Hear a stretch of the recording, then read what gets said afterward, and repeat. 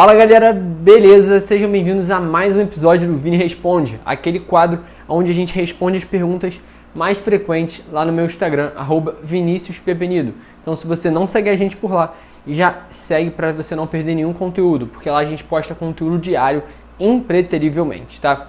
E hoje as 4 perguntas são: pergunta número 1, se eu já aluguei minhas ações.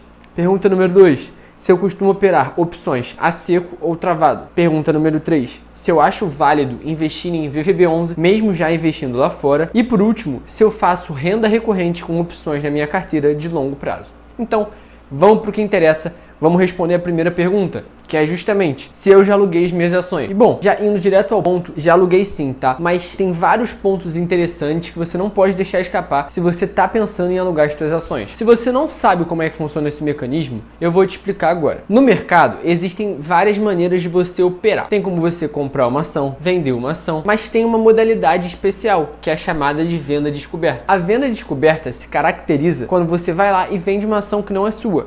Então, vamos supor que eu acredito que a Petrobras vai cair. O que eu vou fazer? Eu vou lá, vendo uma ação de Petrobras a descoberto e espero ela cair, porque depois eu recompro essa ação que eu vendi sem ter e no meio disso tudo alguém me alugou essa ação. E é daí que surge o termo aluguel de ações. Quando você aluga uma ação, você está basicamente emprestando para algum especulador vender aquela ação a descoberto e ele te paga uma taxa.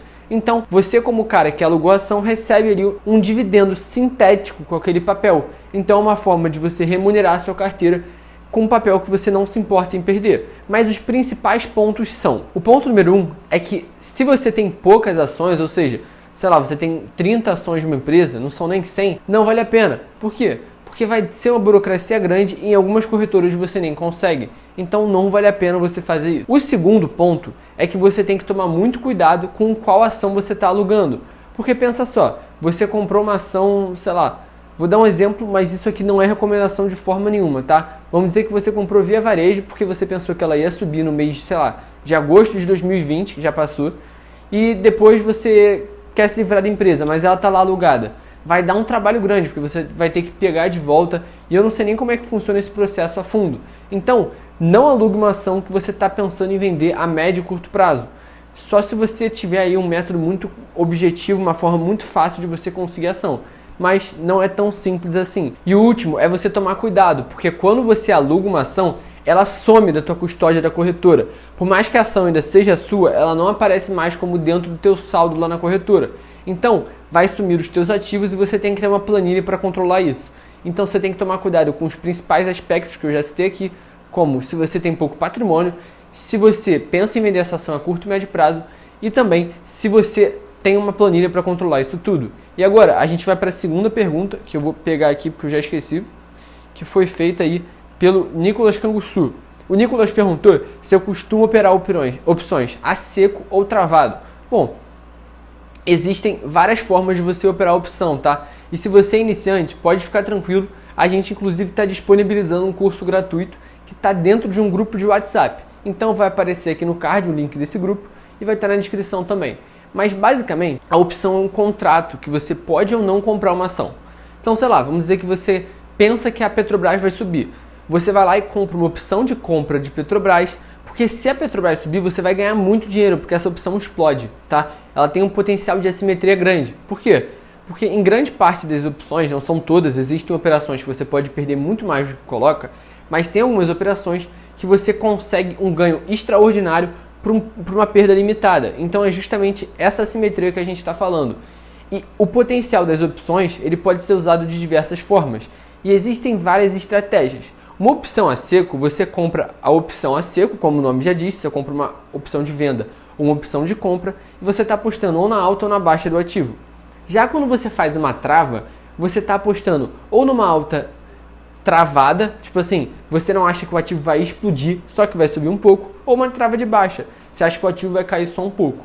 Essas estratégias são um pouco mais complexas, mas eu particularmente faço os dois, tá? Não existe uma verdade absoluta, existem outras operações, então não é uma coisa tão dual assim, não é um ou outro. Eu faço as duas operações que remuneram bem a minha carteira. A terceira pergunta é do Ivan, e ele perguntou se eu acho válido investir em VVB11, mesmo investindo diretamente nos Estados Unidos.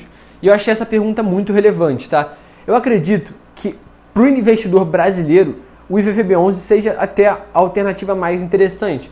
Porque, cara, você não paga IOF, você não perde aquele meio termo ali na hora de você comprar dólar, não tem a burocracia de ficar enviando dinheiro para a corretora lá de fora. Então, eu acho que o IVVB11 te dá uma diversificação a baixo custo e, cara, é uma diversificação boa. Então, é uma boa forma, tá? Sem falar das BDRs, que não são tão boas assim, convenhamos, mas eu acho ainda assim que o VVB11 é uma ótima alternativa.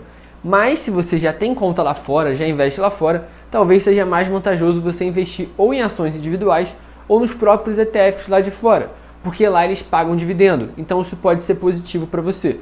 A única diferença de um ETF daqui no Brasil para lá fora, basicamente, é que lá você recebe dividendos. Aqui o ETF pega o dividendo e reinveste.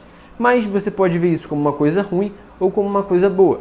Porque pensa só, se você não tem disciplina para reinvestir os dividendos, o ETF já faz isso sozinho para você. Então, no final das contas, você vai estar reinvestindo aquela grana.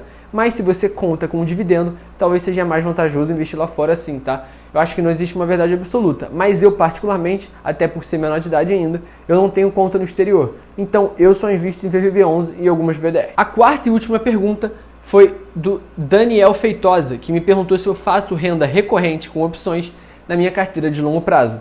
E essa pergunta é feita por muita gente, tá? Vocês não têm noção de quanta gente me chama no direct para perguntar isso. E cara, não, eu não faço uma remuneração para minha carteira de longo prazo. Por quê? Eu tenho minha carteira dividida em dois critérios: investimento e especulação. Quando eu invisto, é com o objetivo de gerar renda. E quando eu especulo, é com o objetivo de gerar ganho de capital. Então pensa só, se você está especulando, você não quer gerar renda para sua carteira de longo prazo.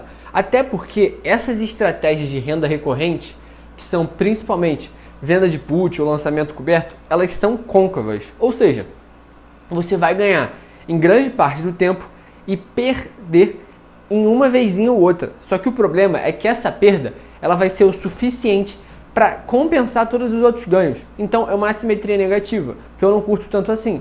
É óbvio que existem estratégias interessantes sim, mas no caso eu faço ali uma venda de put às vezes, alguma operação assim, tá?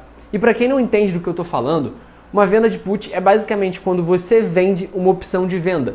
Então você está fazendo o quê? Você está lançando aquelas opções no mercado acreditando que aquele ativo vai subir, tá? Ou seja, se você acredita que alguma ação vai subir, pode ser uma operação para remunerar a sua carteira. E no pior dos casos, o que acontece? Você é exercido e tem que comprar aquele ativo.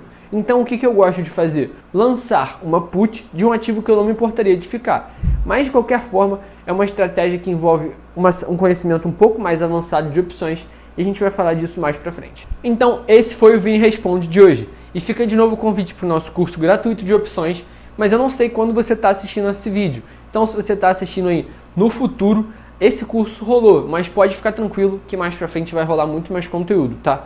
Então, se você estiver assistindo até o dia 15 de fevereiro, o link tá aqui na descrição ou aqui no card. Tamo junto, muito obrigado por ter assistido e até o próximo vídeo. Não esquece de seguir a gente no Instagram para tua pergunta ser citada no nosso próximo vídeo. Fui!